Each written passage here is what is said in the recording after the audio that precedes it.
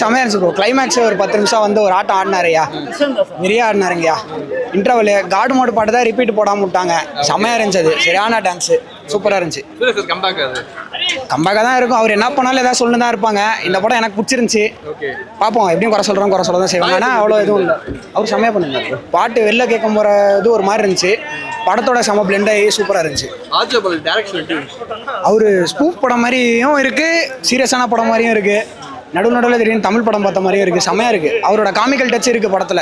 அவர் இன்டர்வியூவில் சும்மா சீரியஸாக பேசிட்டு அந்த மாதிரிலாம் இல்லை, நல்லா காமிக்கலாக இருக்குது படம். கண்டிப்பாக பார்க்கலாம். படம் சூப்பராக இருந்தது ப்ரோ. அதாவது நீங்கள் ட்ரெய்லர் பார்த்து ஒரு நினச்சிருப்பீங்க படம் இப்படி தான் இருக்கும் யூஸ்வலாக. ஆனால் அதை விட கொஞ்சம் டிஃப்ரெண்ட்டாகவே இருக்கும். லைக் அதை நினச்சிட்டு பார்த்துட்டு படம் இப்படி வருமானு. ஸோ அந்தளவுக்கு டிஃப்ரெண்ட்டாக இருக்கும் படம்.